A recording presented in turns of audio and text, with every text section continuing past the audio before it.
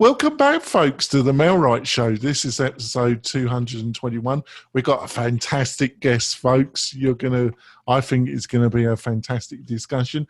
We've got Bernice Ross with us, and she is the founder of Brokerage Up company, and she's well known in the real estate industry as a wise individual.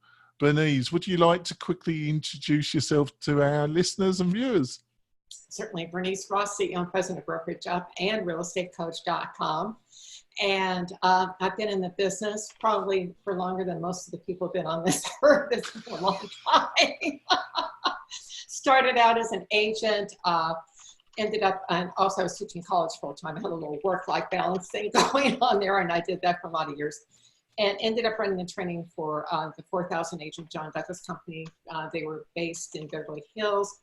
We were selling on the strength of our training, which I wrote. We were selling $1 billion a month in the 1990s. Wow. With 4,000 agents. And part of the reason is the company really had tremendous tools and systems. And I have those available for people today, except they're all brand new for 2020. We've got a whole new agent training program out. One of the things I've been very passionate about is the role of women in real estate. Here in the United States, 67% of the National Association of Realtors, just based upon last year's, on NAR's most recent membership profile, 67% of the NAR members are female. And yet, when the California Association of Realtors looked at their top 100 producing firms in 2017, they found only 14% were run by women. And after they got, they kind of had a little meltdown over there about that, they decided to start Women Up. And so I wrote the white paper for 2017. The one will be coming out for 2019. I'm working on the 2020 white paper. So what I'd like to really focus on for the people who are agents, if you're thinking about starting a team or transitioning into becoming a broker, some of the best practices, how do you make the transition? Of course, any other questions that you have, Jonathan, happy to answer, because I'm up to my eyeballs, and this initiative is something I'm very passionate about. Oh, that's fantastic. And I've got my great co-host, Robert. Would you like to quickly introduce yourself to the new listeners and viewers, Robert? Sure. I'm the founder of Inbound Real Estate Marketing. We are championing a different type of approach to real estate marketing, more a deep question, authoritative type of approach, as opposed to the shallow drive people with paid advertising to your website kind of approach. But anyway, you can find out all about me on my website, inboundrem.com. That's great. So, Bernice, what do you see? We're coming to the end of 2019. We're coming to the beginning of 2020. What specific challenges do you think women real estate professionals face specifically in the market at the present moment? Funny you should ask, because I just was working on an article about that before we logged on. So the biggest thing right now continues to be the lack of inventory. And we are on track to do about 5.47 million transactions in 2019. That looks like that's the actual average is usually 5 million. So we've been above in the number of transactions. But the problem is, Jonathan, that our inventory doesn't match the number of people who are coming into the market. And part of the problem is, pardon me, first of all, the boomers control, boomers over the age of over the age of 65, I believe they control almost 33% of the inventory and close to 50% for those over 50. So you've got part of Gen X and part of the baby boomers, they're not moving. And you've got that much, in fact, I think it's 55%. So you've only got 45% of the inventory available that is not to that group. And we know that millennials right now they are responsible for 50% of the purchases. So you've got people who are early in their kind of real estate careers in terms of home ownership, and they're ready for entry-level homes. They're getting married. They're having children. they don't have all that money, or their homes haven't appreciated like they have if you're a boomer or a Gen Xer, who, and the appreciation gives you that equity. So that's probably the biggest problem that I see right now. Interest rates are really good, so they're supposed to hold steady. Generally, presidential election years are good. Who knows what's going to happen this year? There's too much craziness going on here, but that's the biggest thing. Now, if you'd like me to elaborate on some of the other trends, happy to do so. I'm going to let Robert see if he's got a question or he wants to expand on my opening question. No, I would go in a different direction. So if we're not ready to do that, you should do a follow-up. But if we're ready to do that, then I have a couple questions based on the premise of why we brought Bernice onto the show. Yeah, I think go with your other questions, Robert. So I'm curious, Bernice, because my understanding is that so the topic of, or the way it was presented to me when an email was sent over to me, was that we were going to talk a little bit about vetting brokerages. And I know that you're passionate about women in real estate. So let's angle the question from the female perspective so that we can stay right in the center of where your passion point is. So you're a new female agent getting into the real estate business. I'm kind of curious to know, what would you tell that young female professional? How would you tell her to vet like a new brokerage possibility? What would you say to her? Well, the first thing that I would say is it's really contingent on what she wants for herself.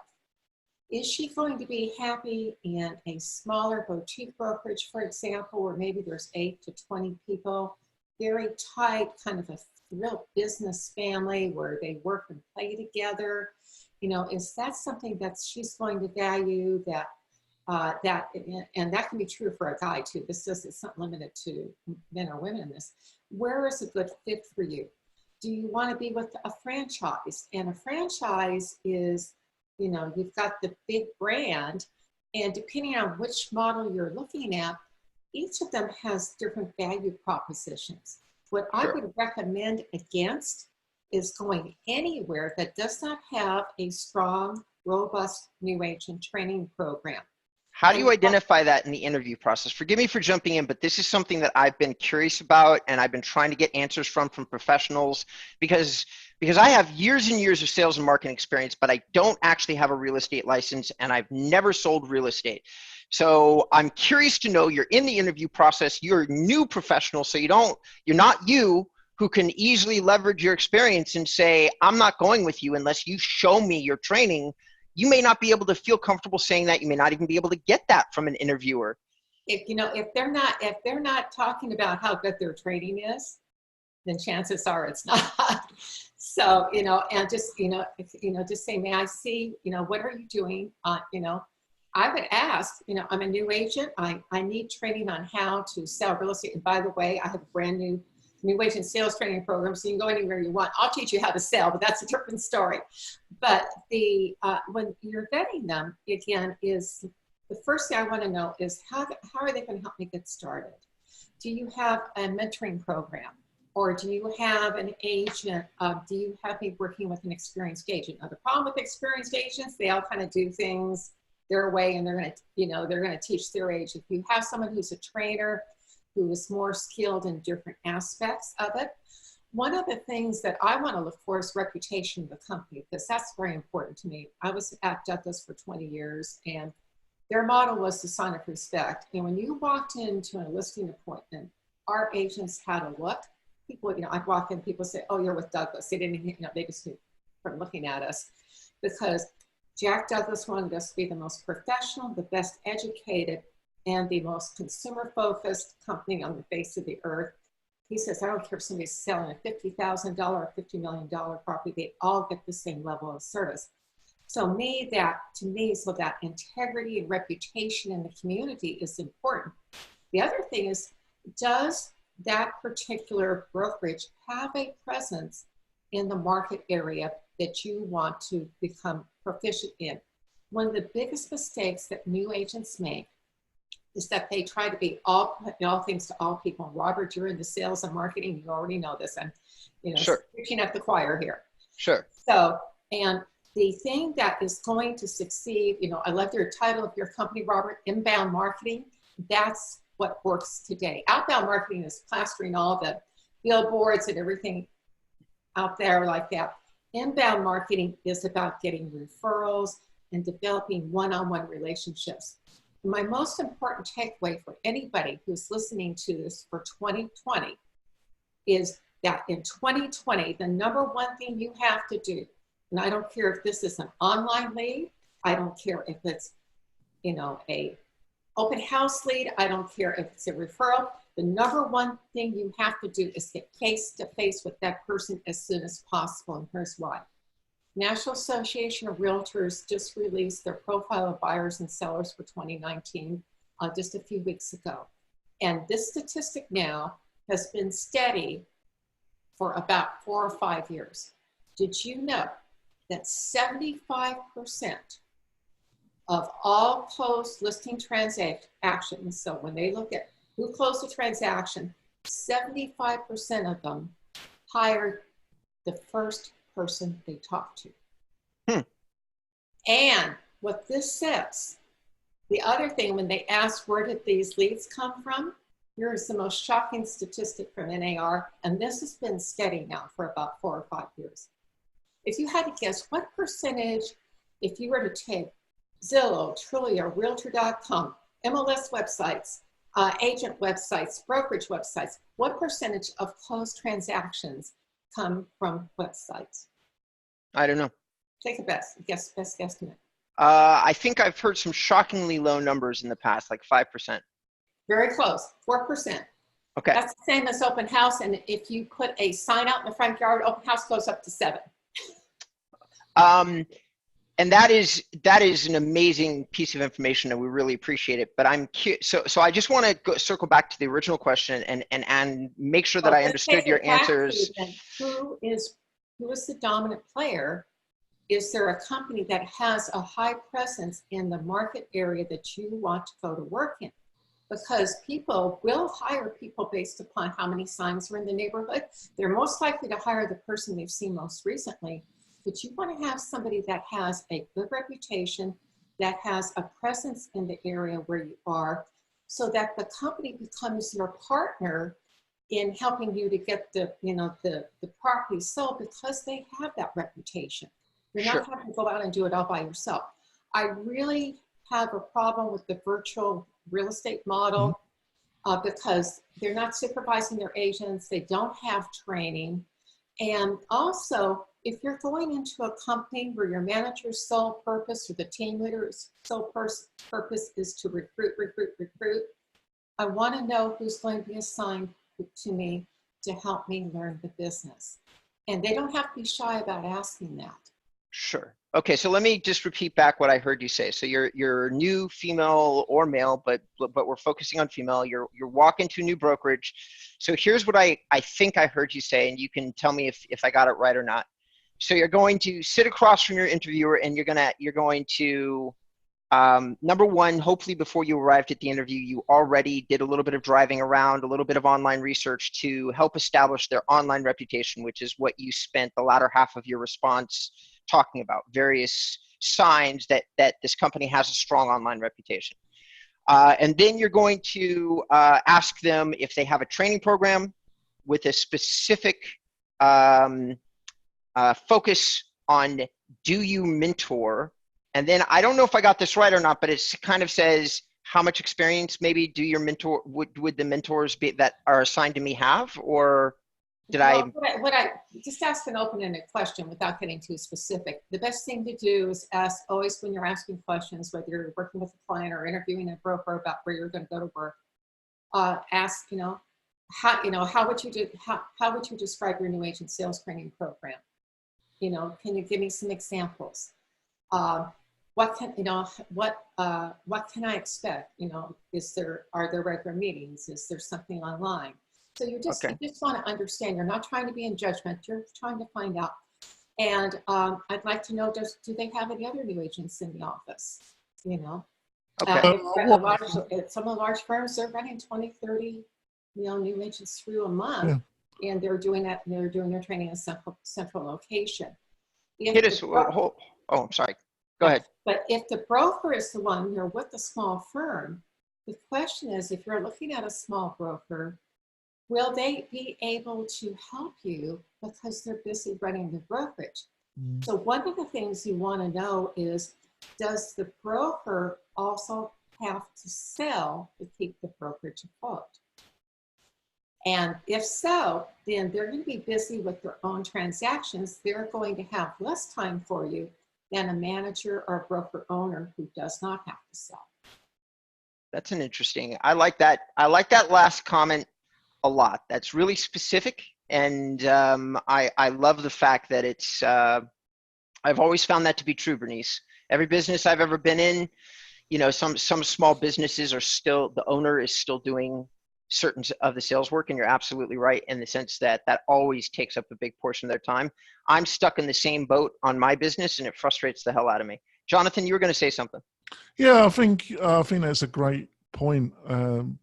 But also your remark about the virtual agencies. I think they're really focused on the split and reducing the cost for an experienced agent. They have much more attractive splits. That's one of their main selling points. But I think it's Jonathan, excuse me for interrupting, because this is something that I have a pretty good handle on, is that if you fall for that, you're getting suckered. You can have a company that is not sticks and mortar, it doesn't have to have a physical location. But if they're worried about the split, 0% of 100% of nothing is nothing. And, you want to look at how many closed transactions you can plan on doing. That goes back to training. But why settle for a virtual brokerage when we have these hybrid models out there? And, there are a number of them now that, provide, that have a different model. We're seeing a lot of this. I'll give you two examples, United Real Estate, Movoto. There are a couple of, there are a number of different companies out there that are providing full service to their agents, but you're essentially 100% commission. The way those models work, and this is the way, it's what I would encourage people to do, take a look at. If you're concerned about the split, I'm more concerned about how much I make at the end of the day, how much goes in my pocket. So I want to look at their training and other things. But some of these models do full service. So you have an affiliation fee of maybe $65, $100 a month, something like that. And then you pay a piece of each transaction. So you're paying as you go. And then you pay your own errors and omissions. So you get a true 100% split, but you're getting all the services. And what we've seen right now is we've seen a lot, I saw one RE/MAX franchise where they gave people 3 different programs, choose what you want. So, find out what's available in your area. And again, I can't emphasize this enough. You're looking for that training first and foremost, because you want to learn how to sell and, make money. You're looking for what kind of management support is there. If I have a question about a contract, will I have someone mentoring me? Do my contracts get reviewed before I present them? You just want to understand about how things work in that brokerage and ask about it. And if the broker gets impatient with you, it's not the right place for you. I think that's great. We're going for our break, folks. When we're coming back, we'll be discussing more with Bernice and a focus on tips, insights if you're a female agent, and how you increase your success in 2020. We'll be back in a few moments, folks. We're coming back. We've had a good discussion. So, Bernice, I noticed with some of your recent interviews and that you were saying, especially the female agents, is linked to our last question before we went for our break, that they actually weren't that totally concerned about the split, that they were really interested in the culture and just how the brokerage was run. Would you still say what you've stated in previous interviews still applies? Absolutely. Again, it's about, especially for millennials, the three things that were based upon, this is based upon 3 years of interviews with, a lot of people, plus a number of new agent studies that I've conducted for California and the Texas associations. The number one thing that the agents want when they're hiring a broker, they want to know that their broker has their back. So if there's a problem, my broker's going to stand up for me, and they're going to be able to have the knowledge, which was the second thing, the contractual knowledge to keep me out of trouble.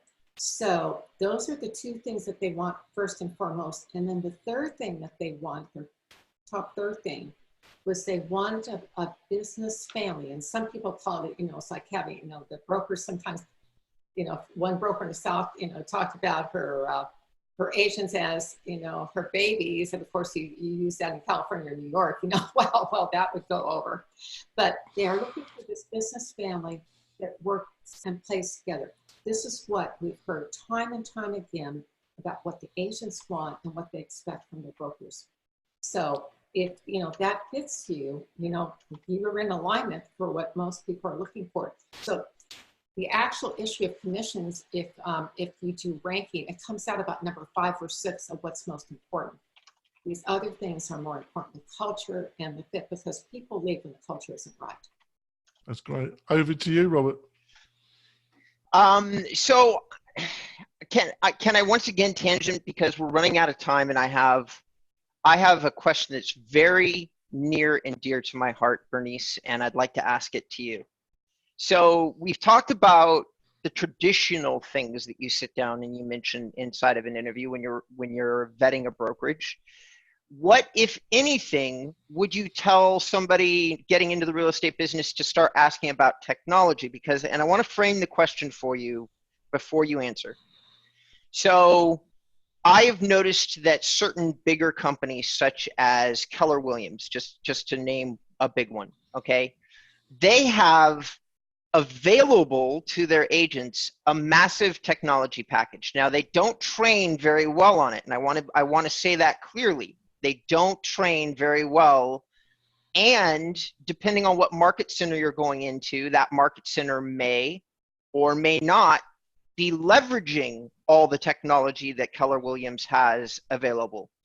But as a guy that has consistently been more of an inside salesperson, if I got into real estate, I'd want to leverage my skill set, which is getting on a CRM, hammering out a lot of calls, doing a lot of online research, and spending less time out in the field and more time inside the office, for which, by the way, technology does make a really big difference in terms of being able to do that job, do it well, do it efficiently, do it in an organized manner, following up correctly, all those different things using online tools. So do you have a set of advice that you even offer in this category? I am very qualified to speak to this, especially on the subject of Keller Williams, because I was acting VP of Keller Williams University and oversaw the creation of their new agent sales training several years ago. And Okay. I still have a good relationship with Gary, and he invited me over a few months ago to see their new platform. Command, yeah, okay. They're not training on it completely yet, but there's a statistic that was on Inman yesterday that says 61% of their agents have adopted it. So they're in the process of doing a whole revamp, and the race is on to see who's going to have the platform. So taking the consumer from the time, the fight is over who gets to the consumer first. You've got Realtor.com is in there, Zillow's really in there, Keller, my bet is on Keller in terms of doing that. But there are other companies that are in it too. The thing that you're looking at, to me, your technology is great. It is a tool. You still need to be face-to-face. And don't let that, if you don't want to get face-to-face with people, technology is never going to, you've got to get in front of them to get the signature. Sure. That's the bottom line. So in terms of, if you're worried about a CRM, the company CRM may not be the best for you. Craig Grant, you might want to write this down. He has a brand new tool, and I'm blanking on the name of it at the moment, that you can plug in information about how you do your business.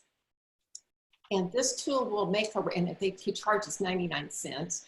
And this tool will give you the top 3 recommendations of all the CRMs that are out there for how you do business. So that's the way I go about choosing a CRM, is by working with that tool. And I can send you the link after the show, but it is a tremendous tool because it ranks all, it has got the detail on each of them. You spent a lot of time researching this, and you want to choose a CRM that fits. Now, see, you're doing a lot of, you're doing a lot of technology-based stuff, Robert. So you're going to want a tool that's going to accommodate those things and how you generate leads. And instead, you know, somebody's doing more face-to-face, maybe that's a different tool. So it depends on what you're doing, because it comes back, and I guess probably the biggest takeaway here on this whole discussion, each of you is unique. You need to find the brokerage that has the tools and systems that fit who you are. If I walk into an office that's my ferry base and everybody's out cold calling, knocking on doors, that's not for me. If I walk into an office that's doing a lot of work with Instagram and YouTube, and they're real tight, close, and family, that's going to be a good fit for me because it's what I want. But you have to find what fits you, and that's the most important thing. Okay. So for somebody new, so I'm gonna actually extrapolate on that a little bit from my perspective, which is, so guys, for some of you who are brand new into the sales business, unfortunately, that's an answer that will only be given to you when you get experience. Because to Bernice's point, it took me well over a decade to understand that I'm more of a inside salesperson than I am an outside salesperson. That is something that I learned through experience. I door knocked, I ran canvassing crews, I did a lot of different things before I finally settled on the fact that this is my comfort zone. I'm really good at it. So I might as well just stick with that particular skill set. Everybody has to answer that for themselves. And my advice to them would be to experiment. You can be in an Instagram-based office and still hammer out cold calls. There's nothing that stops you. And if you discover that you're a hunter, as the old sales adage used to be, somebody who really loves calling or knocking on doors, then perhaps you need to make a switch. If you discover that you're more of a teaching type personality where you like to educate, but you not necessarily bug people when they're at home, that it just makes you uncomfortable, and it always makes you uncomfortable. You can't stop empathizing with the person whose door that you're knocking on, then probably you're going to go with what Bernice is describing as an Instagram, YouTube office, because as long as you can be a teacher and being in front of the camera in some way or another, you can educate. The difficult part, though, is as marketers and salespeople, you have to pick one of these avenues or you're going to fail at this chosen career. You have to get out there somehow. It can be an educational way, it can be a door knocking way, it can be on the telephone, but you have to get in front of people somehow. That's my commentary. Bernice, if you want to add anything, feel free. I think you're 100% spot on. You've got to get in front of them to do the deal. Right. Yeah, and I've got a question that's kind of linked to what both you and Robert just said. I speak to quite a lot of agents, and quite a few of them are female agents, and they have, especially in how social media, how you really got to get yourself out in front of your local market through Facebook, YouTube. A lot of women agents say, I just have a problem about just doing that video, not getting myself totally prepared to do that video. Have you got any tips or insights about, and have you heard the same thing said to you? I have a great video that we'll have produced shortly on how to go about doing that. I did with Greg McDaniel, who's the master of this, but a couple of takeaways. When I point my camera at you and I ask you a question, I don't have to be on screen. So the thing that this is an old-fashioned technique that works whether you're doing it in person or on, with video, that you want to become the mayor of your neighborhood and become that person who's the expert. So you set up your Facebook business page and set up a page that's about that niche that you're serving. So, you know, you want to label that niche. You might have a website. You know, if I live in area code 90250, then, you know, it might be life in 90250 or live in 90250, whatever that zip code is.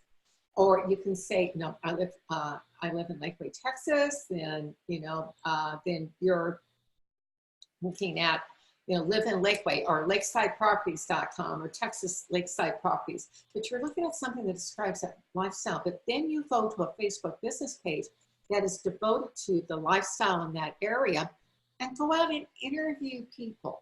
And you can ask things like, you know, interview the football coach, you know, if they're, you know, in the fall. Got the basketball season coming up. How's the team going to do? Interview people who are in business there. Where, you know, who's got the best peaches at the farmer's market in June and July and August. All of these kinds of things that are about the lifestyle, and people like that. And the other thing you can do is, Jonathan, you know, if I were interviewing you and I'd say, you know, Jonathan, you know, we just put your house on the market. Could you do a testimonial for what it's like to live here? You know, and what have you liked about it? Just a quick 60 seconds or so. I'm not on screen. And what that does, that's gonna, you know what that looks like to Google? It looks like it's a testimonial for me, because right. Google doesn't know that. So, and if you really want to leverage this is my best takeaway for this entire interview. If you want to really leverage this is a great tip. And I want to say, Jonathan, do you have anybody else who lives in the area who would love to give a testimonial for what it's great to live here? And you know everybody's, you know, there's so many Instagram people out there that they're, you know, that they're dying to talk about and get on anybody's screen, and you get them to come in and talk to you about that. This is great stuff. That's beautiful. Guys, I really love that. Those are two incredible ideas for social media, like daily or weekly social media content that I think would be highly relevant for an Instagram channel. Also, strangely enough, there are other platforms you can start to leverage with video. I've been experimenting a lot with LinkedIn, and I've heard of other real estate professionals doing the same. And I'm starting to see there's kind of like a shift in the perception of what you could and could not do with that platform as well. So don't count that one out.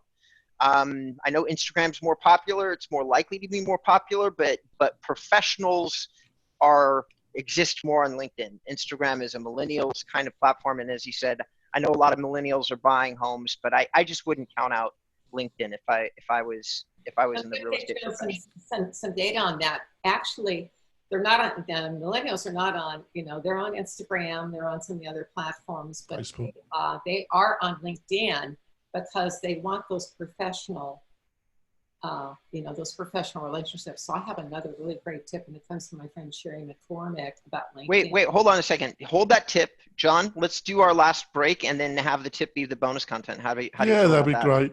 Okay. So we're going to wrap up the podcast part of the show. Bernice is going to stay with us for a little while, 5-10 minutes, which you'll be able to see the whole interview on the MailRight website and also on the MailRight YouTube channel. But we're going to wrap up the podcast part. Bernice, what's the best way for people to learn about you, your company, and some of your great ideas and insights? Visit our website at realestatecoach.com. And if you're a new agent, go to realestatecoach.com/new agent. We have a brand new online 24/7 training program, 21 hours of the best training. And it takes you from soup to nuts on how to start your business, how to market, how all the tips you heard here today and hundreds more. Our listing presentation converts at over 90%, has year in, year out, and it's all about your unique selling proposition, which we help you to create, and using the latest tools and technology that are all in that program. Oh, it sounds like a fantastic resource. Robert, how can people find out more about you and what you're up to, Robert? As always, they can find me at inboundrem.com. And we've been hunkered down doing technology development throughout the most of 2019, and 2020 is going to be a big year as we announce a whole bunch of new additions to our service line and new real estate templates and all these other great things. And you can find out all about that on my website. That's great. We'll be back next week with hopefully another great guest giving you great insights to make your start of 2020 fantastic, not only for yourself, but also getting the results that you want for your family as well. We'll be back next week, folks. Bye. On to the next question, Robert. Well, no, it's not a question. Bernice was about ready to give us a tip. I got two Yep. tips for you. So this comes from my friend Sherry McCormick. So the first one is, say you have a fairly common name. You know, Bernice Ross is not that common, but there's still a bunch of them out there. Put your name in all caps. For some reason, it goes to the top on LinkedIn. And I don't know why it is. Last time I checked, it's still doing that. Okay. All right. Second one, and this, again, brilliant idea. So we all have people in our database whom we can help and are willing to help us. So go through your database and look at your LinkedIn profiles and determine, is there someone that you know who would be willing to help you? And what you want to do is invite them for coffee, and you're going to exchange 5 names. You're going to give them 5 names that can help them with their business or their family or something that matters to them. And then you're going to ask for 5 introductions to people who may be potentials for your business. So you can get 5 leads for a cup of coffee. And you didn't have to go door knock, or do anything. It's just getting those personal introductions, and then you start building on those. And the thing your listeners need to know, the research is real clear about this. You can manage about 150 relationships. So the secret is, whether it's on Facebook, on any of the social media platforms, you want to directly contact 5 of your contacts, of those 150 people. You want to contact 5 of them a day. And the way that you contact them is by, you want to comment on what they say, or what people are saying on their sites, and start conversations. So 95% of what you're doing is being in conversation. Only 5% that you post online is about you. And what we're seeing also, there's another trend. People want to get to know you. They're less interested in, they know you're selling real estate. They want to get to know you as a person, because they're going to hire you based on that personal connection. And that's kind of back it comes to, it's all about building the connections. Thank you. Very cool. I've looked at your website. I love the domain name. For those of you who stuck through and listened, it looks like Denise has a lot of content on her site. Some of the training, is all of the training paid training, or is there stuff on there that you can get to access? Like, can you get a sample for free, or is that on your YouTube channel? We have a free newsletter. I'm coming up close to 900 editions on that. And that has my Inman content, which is behind the Inman paywall. So we have a membership program that is for $97 a year. You get my Inman content plus another 52 articles, our weekly radio show. Plus, you're also getting access to our online training library of over 350 titles. So there's a lot, those are all like little 5 to 8 minute things, and they're all audio, so you can listen to them when you're in your car, when you're exercising. You don't have to have that video up in front of you. Very cool. Well, it's been a pleasure. Bernice, I have a free recommendation for you as a web tech guy, but we're going to do that after we turn off the cameras. So just hang out with us for 1 second when John stops the live stream. That's fantastic. Like I say, thanks for those quick tips, Bernice. They were fantastic. We're going to end the show now. And we'd like to say we'll be back next week with another fantastic interview or internal discussion where Robert puts me right about my vibe. We'll see you soon, folks. Bye. Let me know when we're